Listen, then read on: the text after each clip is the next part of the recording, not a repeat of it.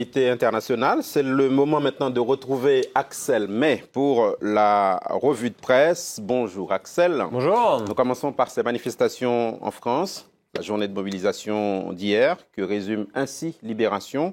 Macron en force, manif en baisse. Oui, c'est la une du journal, effectivement, après plusieurs semaines de mobilisation contre les réformes de la SNCF et de l'université. Les luttes peinent à converger et s'essoufflent face à l'inflexibilité d'un exécutif fort du soutien de l'opinion, résume Libération. Ça casse, mais ça passe, écrit aussi le journal.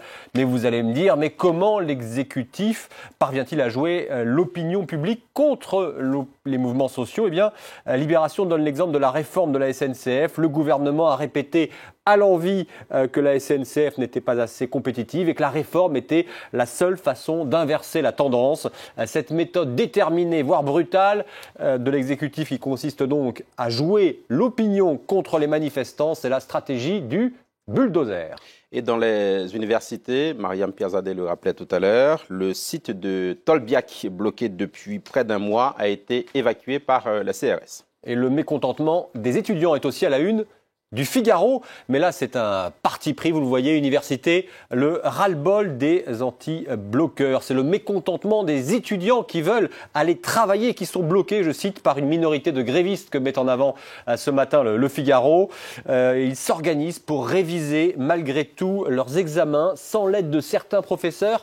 Je suis plutôt favorable au mouvement, mais ce que nous voulons, c'est pouvoir aller en cours, surtout à un mois des partiels, raconte une étudiante en première année d'histoire, étudiante appelée, ça ne s'invente pas, Mona Lisa. On continue de parler mouvement social, manifestation, mais on change de pays, Axel. Nous quittons la France, nous partons pour l'Amérique centrale. Oui, un pays connu des touristes pour ses plages et ses volcans entrent en éruption, pas les volcans, mais le pays. Je parlais du Nicaragua. Les manifestants dénoncent une réforme de la sécurité sociale et depuis mercredi, des affrontements ont éclaté. Selon la Prensa, journal national nicaraguayen, 2 jeunes et un policier sont morts hier. Dans un éditorial que vous avez ici derrière moi, eh bien, la Prensa dénonce une réforme du système social nicaraguayen qui ne crée pas seulement un problème économique et social très important, mais qui est aussi une aberration morale, car ce sont les personnes sans défense qui sont visées. Des centaines de milliers de retraités vont voir leur pension réduite et près d'1 million de travailleurs vont devoir verser des cotisations plus élevées. Tandis que le quotidien espagnol El País souligne que dans un élan d'autoritarisme sans précédent, le président Ortega a fait censurer les chaînes de télévision indépendantes qui couvraient en continu les manifestations. La censura a televisoras independientes. Votre espagnol est excellent.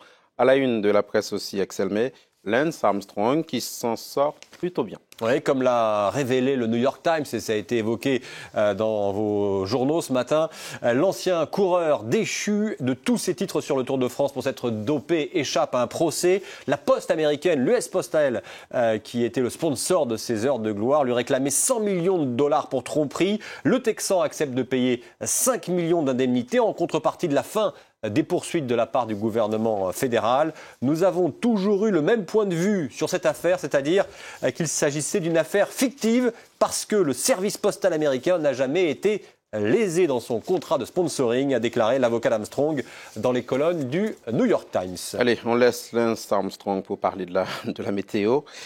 C'est le beau temps sur une partie de l'Europe, c'est l'été avant l'heure et ça, les journaux l'ont noté. Bien entendu, jusqu'à 29 degrés sur le territoire français. Le proverbe en avril, ne te découvre pas d'un fil, en mai, fais ce qu'il te plaît, a du plomb dans l'une. Et vous regardez, voilà cette photo publiée dans Le Parisien aujourd'hui en France. Photo prise à Bordeaux, non pas en plein mois d'août, mais bien hier.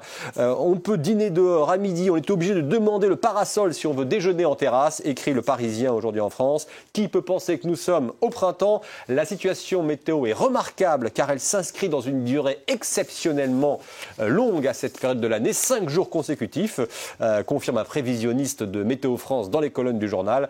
Ce beau temps doit en effet se poursuivre encore 3 jours. Merci Axel May, revue de presse à retrouver sur le site france24.com.